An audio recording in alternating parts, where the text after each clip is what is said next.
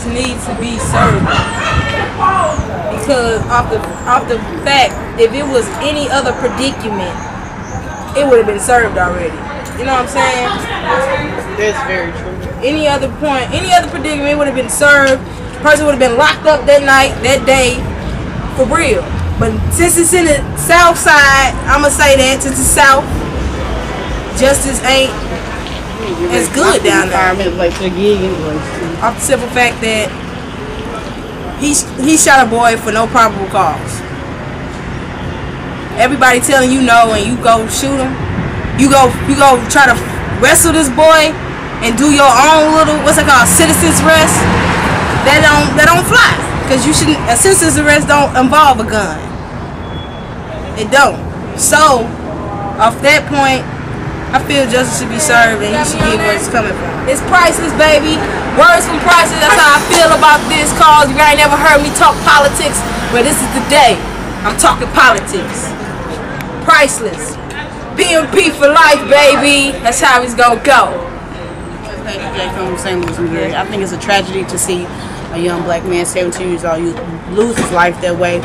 It is what it is. It shows that we have a lot of work that we need to do. The community outreach for us reaching our youth.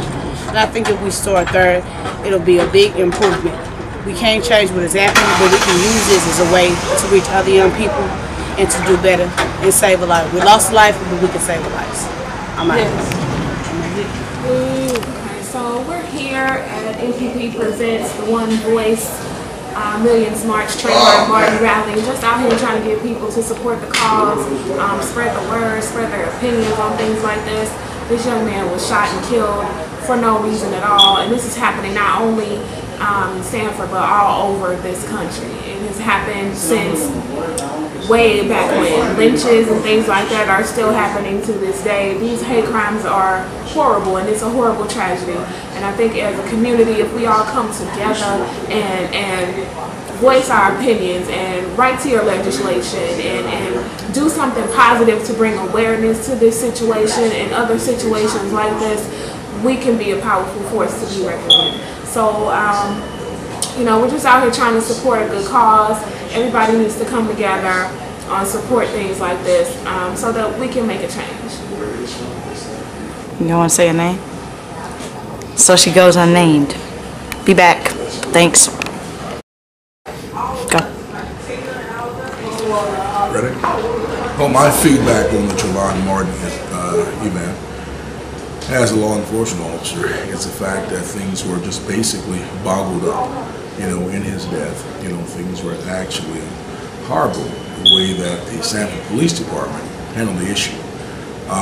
This is what we're asking the president for, to come out and take a look and have the federal investigators and the state attorney's office take a look at this, you know.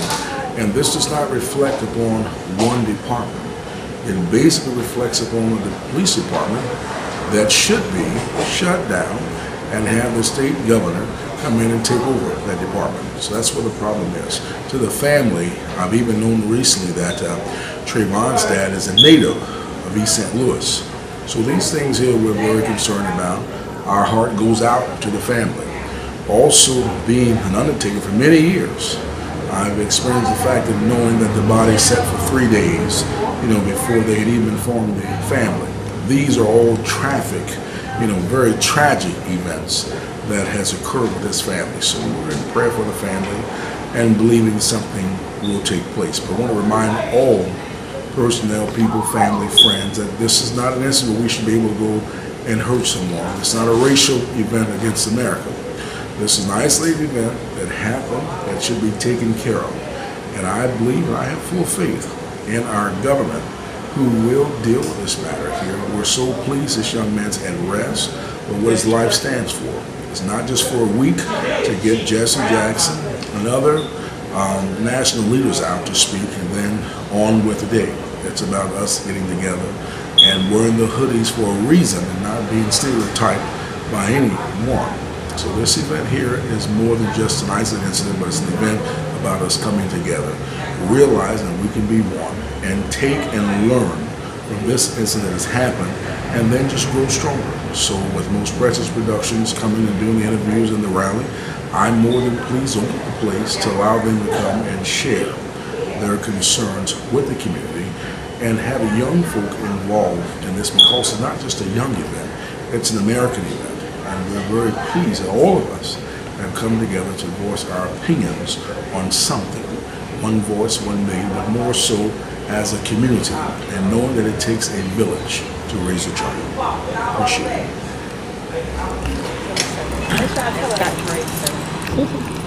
Okay, so when I first heard about this whole situation, I was kind of late to it, by the way, which don't say anything bad about my character. It's just Facebook tells you every single thing. Before I even knew about it, it was on Facebook. So I looked at it, I was like, okay, another little man got shot. I see this here every day in St. Louis. So I'm thinking like, so if I wouldn't have, what was the precautions? Like, what happened? Why did this guy get shot? I listened to the audios of this man following this teenager, saying he had a hood on his head, he looked like he's on drugs and all this other stuff. But how can you see that? How can you already make that assumption that he's on drugs if you don't know this man? In order to know somebody on drugs, you have to see their appearance and how they act. So I'm thinking like, okay, this man calls for self-defense. Like he was trying to fight this little boy off of him, but he's 26, this boy's 17. And how can you claim self-defense when you had a gun, he didn't have anything? So what made you kill this guy? What made you kill this little man that had a whole family, didn't even get a chance to lay his eggs anywhere else because you killed him? So I'm thinking like, let's do a rally. Let's go ahead and make One Voice Millions March for this cause to fight every justice that hasn't been served here, Illinois, Atlanta, California, anywhere. Let's fight it. So I did this, and I just don't think it's fair, because I'm thinking like, what happened to my niece and nephew when they get older, when I'm not here no more? What happens to them? What would they do? Like Martin Luther King thought when he fought for everything that we have heard today. I'm doing the same thing for Trayvon Martin and his family, and the Emmett Tills and the Billy Bob Sues, everybody around the town. I'm doing it for y'all, because we don't speak, who would? It ain't about races. Like Mo said, it's not about race. It's not about anything. It's about improper justice, and that the justice has to be served. So if you really feel justice needs to be served outside of me saying this, do something about it. It's MVP Radio, coming to you. It's your most precious. Fight for justice. That's all I can say. Fight for justice. In honor of him and anybody else. Us being outraged about Trayvon Martin and their response to why aren't we doing something about the black-on-black crime. So this is my response to that. There's been a lot of talk about the Trayvon Martin case and how we as a people should equally be outraged at the vast number of black-on-black murder cases that take place daily. We should be outraged at a seeming genocide of black males. We should be angered at the sense of unconscious hopelessness that drives these young people of color to turn gun against one another. And we are. We preach about it from the pulpit, we rally about it in the streets, we talk to our young men and women of color about the consequences of negative actions, and we try to revalue life in their eyes. Why are we so outraged when a senseless murder takes place and is left unpunished? Why are we angered at the life of a young black man being taken at the hand of a self-proclaimed white identifying vigilante? Because many of us bought into the lie that racism, blatant racism, was over. We ignorantly, in the recesses of our minds, believed that the election of a black president meant that finally, in the eyes of the non-people of color, we were seen as equals. We heaved a deep sigh of relief despite evidence of the contrary being thrown in our faces daily that we actually had a chance, finally, to be seen as more than walking, talking Crayola crayon colors. We thought that the dream had been realized. We thought that if the sting of racism had finally been removed from the base of the enemy's weapon, we could at this point begin to heal self. Self being our sense of hopelessness, our crab in a bucket mentality, our constant acts of violence against each other. We were wrong. We were lulled into a zombie-like sense of believing that because a few of us have achieved financial security, we made it. Folk like Oprah, the president, Jay-Z made us say, yes, Dr. King was right. We are free. Now more than ever is the time to heal the bruises the past left on our spirits and tread with love. Not the passive love that allowed us to watch news story after news story about brown boys killing brown boys and just sit back and shake our heads thinking, when will it end? No, we need to act with the spirit of our ancestor Malcolm X. We need to speak when we see injustice and act when we see witnesses doing wrong.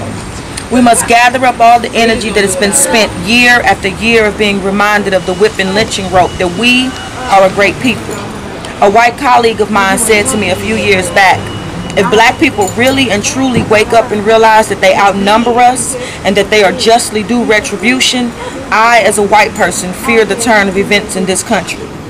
The only way this awakening will take place is if we arm ourselves with the weaponry that the enemy has used against us for so long. Education.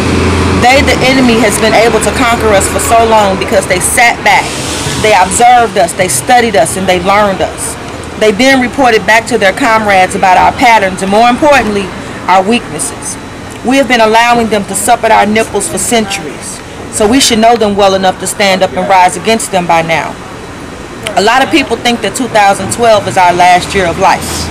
I don't believe this, as I don't believe our Creator uses such simplistic modes of life and death and time. But I do believe this. Because of our refusal to use the gifts that we possess, those gifts that are embedded in our DNA, music, art, spirituality, oneness, because we've allowed those gifts to fall into a coma-like sleep, life as we know it is about to end. The reality that we are about to take over is going to cause us to wish life would just end like a light being flickered off. It's time. 15-year-old unnamed black man got shot and killed in Detroit. Rakia Boyd shot in the head by an off-duty police officer in Chicago. Clayton Graham shot in the face and killed in the Bronx. Shaima Alwada beaten to death by an overzealous neighbor who left a note on her dead body that read, "Go back to your country, you terrorists." Trayvon Martin was shot to death, left unidentified as a John Doe for more than 24 hours, and finally, a picture of his dead body was shown to his worried father as the inept police officer asked him, "Is this your son?" All these things happened in the last month. Are you ready to take back what's right? I say that ain't already been said. You know what I'm saying? All them interviews for him. You gotta review those laws. But again, like I said, the writing's on the wall. I ain't gonna keep beating the same dead horse that everybody else done beat. You know what it is. You know, justice is blind. So somebody gotta, shine a light. Sorry I ain't got my hoodie on today. That's all really I got to say, man. Everything already been said, So now let's wait and see what's gonna happen. You know what I'm saying? Talking cheap at this point, now it's time for action. Alright, this is Priceless and my little brother Mario, Miss Lovely, as you know. So, they finna speak their word on the Trayvon Martin case and how they feel and their opinions and all that. So, shall you? Go ahead, Mario. Well, first thing, I think that was wrong what happened to him. I think it was wrong what happened to him, and I really think that it was racial and none of that should have really happened. And I don't really think that the man should have not. I think he should have got guilty instead of innocent proven. It's a mistrial. I mean, all the trials that's been happening lately have been mistrials. I mean, they're trying to go find the person, the dealer who sold, Whitney Houston her drugs, the last thing she took before she died. I mean, it's getting too far. I mean, this is more tragic than that. You know what I'm saying? He was 17 years old. My little brother's 13, and my sister's gonna be 16. So that it hits me, real close to the heart. Like, that's really messed up that it would happen like that, and the fact that he just got acquitted for it that's even more tragic. Like, but I feel like I have mixed feelings about it. I mean, people are using this as ways to get money too as well, and I don't like that. That's one thing I don't like. I've been seeing a lot of things on Facebook, people having club events, you know what I'm saying, with his face all over the flyer, saying that, you know what I'm saying. I mean, it shouldn't be that. It's a serious thing, very serious, and it shouldn't be we should go to the club and party, you know what I'm saying, on his behalf or whatever the case may be. If you're gonna do something on his behalf, I mean, donate something to his mom or, to his family, you know what I'm saying, to get them another trial, get it to the state or, nationwide, period. I mean, that's all I have to say. Like I said, I told most persons I have mixed feelings about the situation, because a lot of things on Facebook have been pissing me off, and other things I feel like, we are doing the right thing of, setting examples for people, letting people know that this should not happen, and it should not happen again. You know what I'm saying? We already had the Emmett Till, we done had Medgar Evers, we had all these different type of people that's going through this. They went through the same thing, and it's still happening in 2012, and it's not right. That was the words of Lena J. Go ahead. Okay, hello. My name is Ramil Ward. And on the Trayon murder case, first of all, I feel that it is a very senseless killing. That it's unfortunate that in our community and the world these days that we still have to worry about our children walking outside. We all have children who love hoodies, who go to school, who buy Skittles and tea. And you can't come home with Skittles and tea without being slain because you look as if you may be suspicious. We all look suspicious at some point in time. It's not about a race thing. It's not, just because he's a black young man. It's because he was a human being, and no human being should have to fear walking down the street in life and being suspect in taken advantage of and murdered. And as far as the killer, for him to still be free is a travesty in our community. And I'm loving the fact that everybody's coming out for all of the justice and the peace, and this won't stop until he is serving some time.